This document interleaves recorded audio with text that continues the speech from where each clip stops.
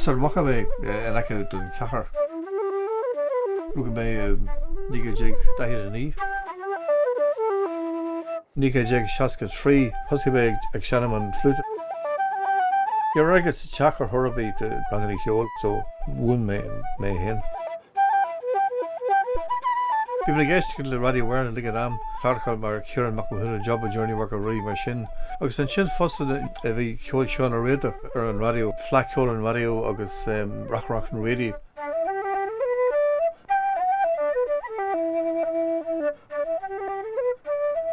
Cámid smaoinú gur duine ilghnéitheach é Fintan Vallely. Cheoltóirí den sco, múnteoir, olive cheoil, irisseoir, agus freisin in oiread sin leabhraithe chu glóige.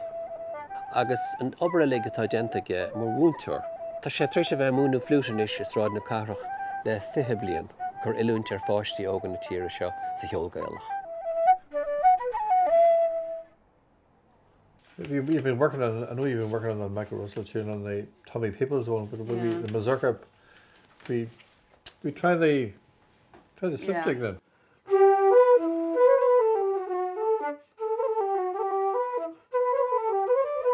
When you're practicing, when you're starting, there are difficult things to do. Like in classical music, people tend to start with scales.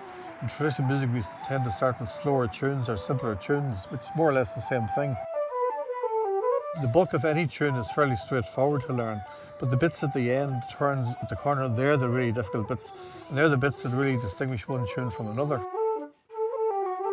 So like one thing you do, you can typically you can do it in 3 or 4 different ways, but you know, these are things you practice them, just learn to play the tune to your own satisfaction, but competently as well.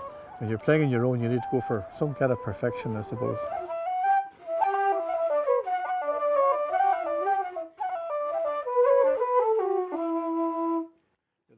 My grandfather was a carpenter, my uncle was a carpenter. I spent a couple of years of my life working nothing but building, and I worked 25 years at printing and design. I did the degree, which led to writing, and that's kind of where I am at the moment. I enjoyed teaching. I taught at 3rd level in traditional music for 15 years, and I think I really enjoyed that. But at the same time, I'm glad that I've given up teaching, even though I like teaching and I like the students. They're like a big extended family, really. And I'm happy to have contributed to a pool of information that can be used by anybody wanting to learn about traditional music.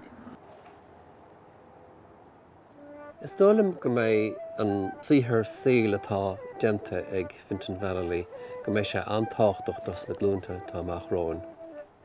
Mas muoíonn méid ar rudí atá déantaige an compánach ceol, tá sé sin mar aonse antáchtach ag cheoltóirí agus scoláirí na tíre seo. Mas muoíonn méid ar turned out leabhar iontach faoi traidisiún ceol ola, sing out leabhar áling ar an tradiisiún áráníochta agus leabhar atá le teacht an book on the Bowron. Current sé cóhéics ar an obair acadúla le atá déanta ag Fintan.